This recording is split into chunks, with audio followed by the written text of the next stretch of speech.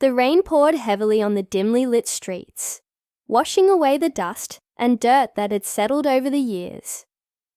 Inside a tiny run-down apartment, a young boy sat by the window, watching the raindrops race each other down the cracked glass.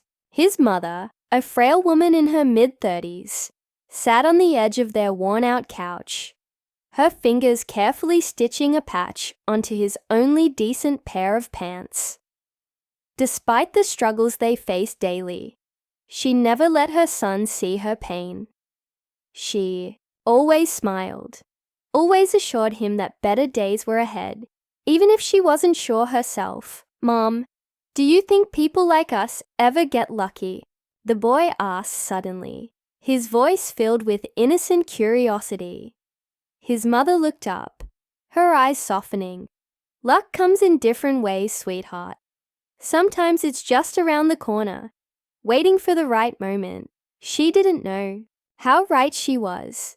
That evening, as she stepped outside to check the old mailbox in the hallway, she found an envelope with her name written in elegant cursive. Confused, she tore it open with trembling fingers.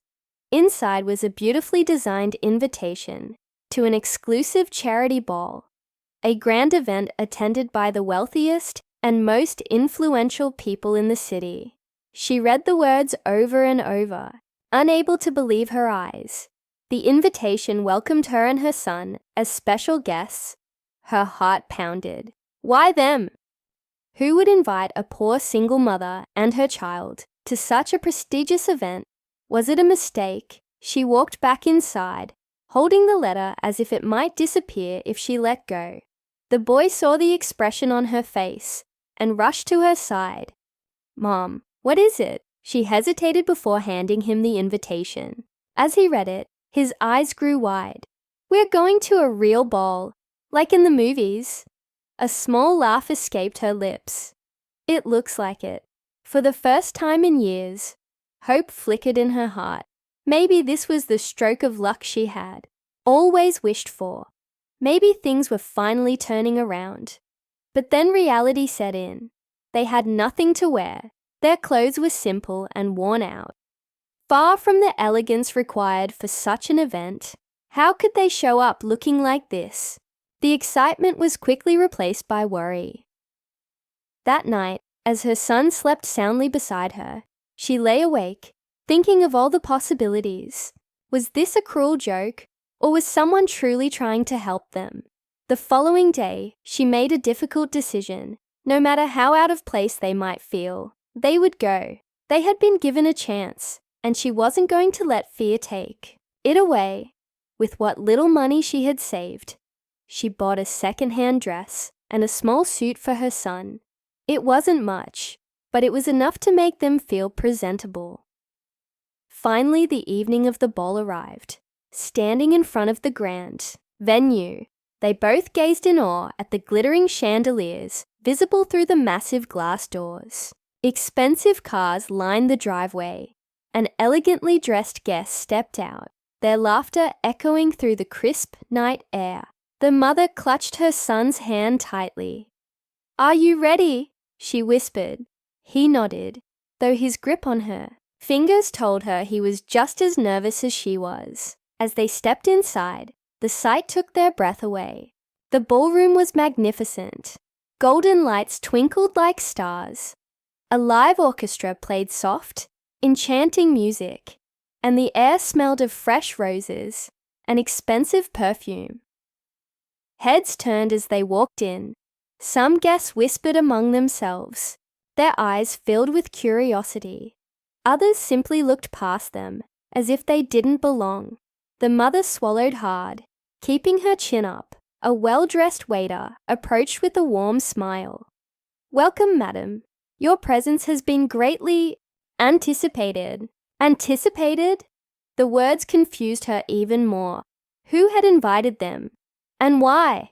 Before she could ask, a voice echoed through the grand hall. "Ladies and gentlemen, I would like to introduce tonight's most special guests." Every eye in the room turned toward them. The mother's breath caught in her throat as a distinguished man stepped forward. microphone in hand. What he said next left the entire ballroom in stunned silence. The mother's heart pounded as the man on stage continued, speaking. His deep, authoritative voice echoed through the grand ballroom. Tonight, we celebrate not just wealth and generosity, but the strength of the human spirit. And among us, we have two guests who remind us what true resilience looks like. Hush fell over the crowd. The mother clutched her son's hand tighter. She didn't know whether to feel honored or terrified.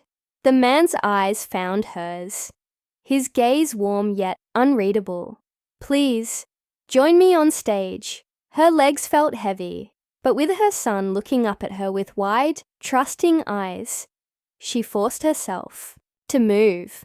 The crowd parted as they walked forward. She could feel the weight of every stare, hear the murmurs swirling around them. Some voices were kind, others laced with skepticism. Who are they? They don't look like they belong here. There must be a reason they were invited. She lifted her chin, trying to drown out the whispers. When they reached the stage, the man gestured for them to stand beside him. The bright lights made it difficult to see the audience clearly, but she could feel their eyes, waiting, expecting. The man turned to her with a gentle smile.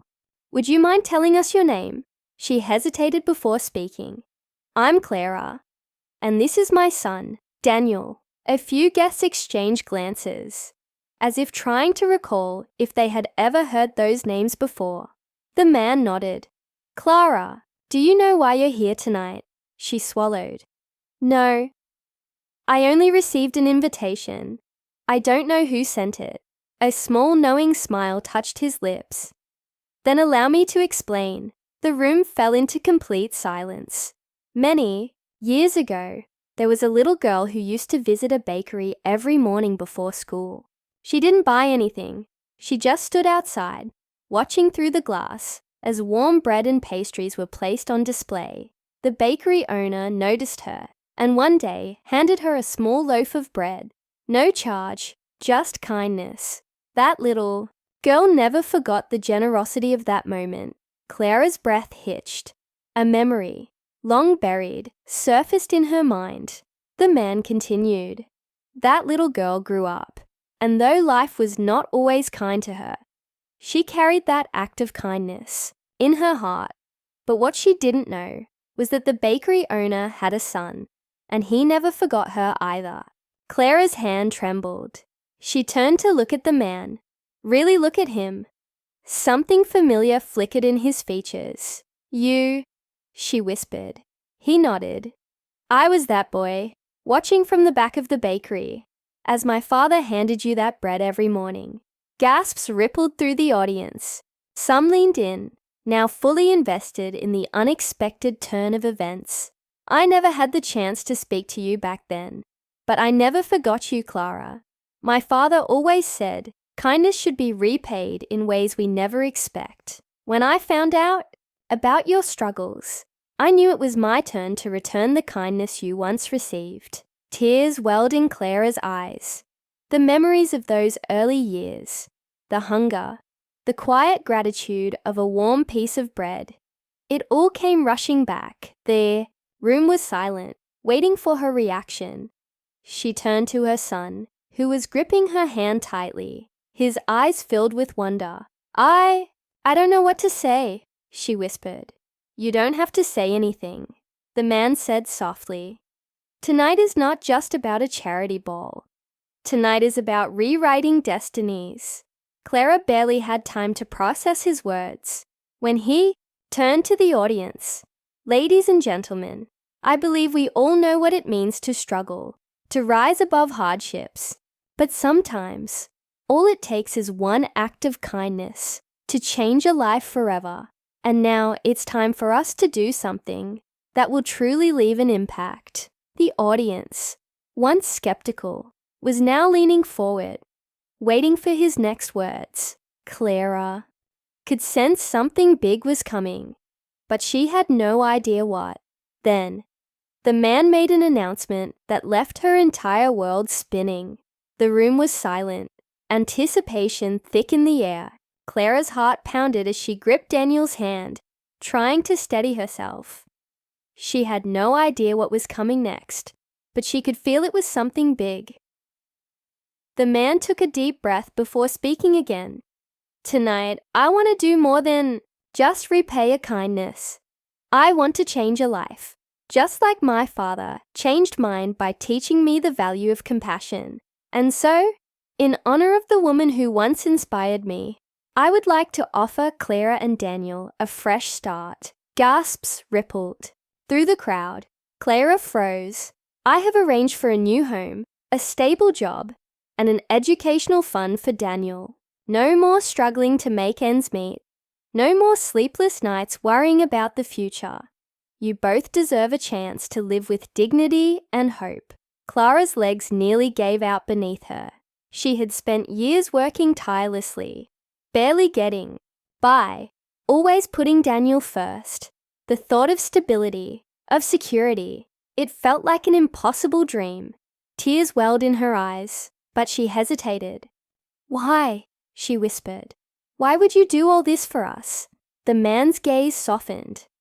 Because kindness should never be forgotten. And because I believe that when we have the power to help, we should. A murmur spread through the crowd. Some were moved, wiping away tears, while others whispered in amazement.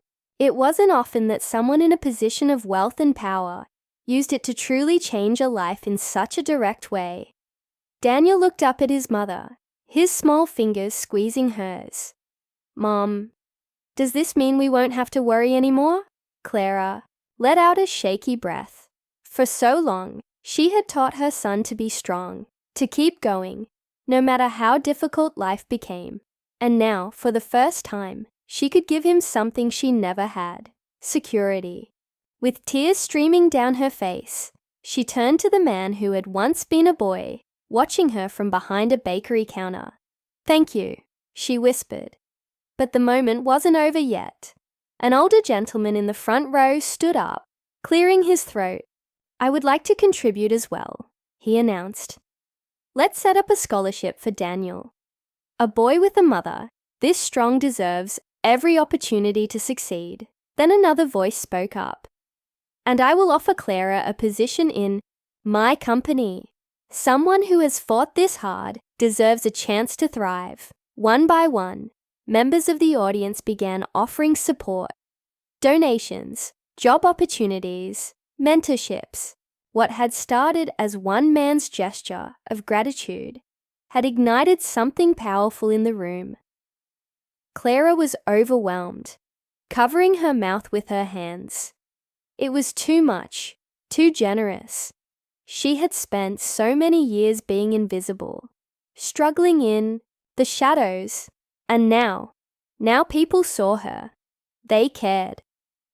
Daniel, unable to contain his excitement, threw his arms around her. Mom, we're really getting a new life. She pulled him close, holding on to him as if anchoring herself to reality. Yes, sweetheart, we are. Applause erupted throughout the ballroom. It was no longer just a charity event. It was a moment of change, of hope, of proof that kindness could ripple outward in ways no one could predict.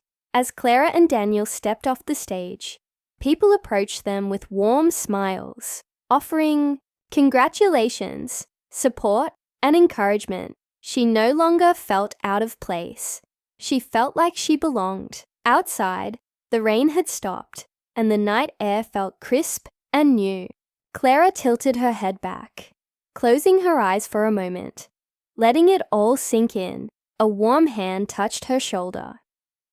She turned to see the man who had made it all possible. He looked at her with a quiet understanding. I know accepting help isn't easy, he said, but you're not alone anymore. Clara nodded, smiling through her tears. Neither are you.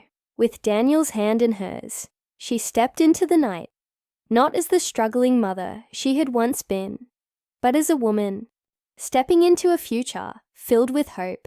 And for the first time in a long time, she truly believed that better days had finally arrived.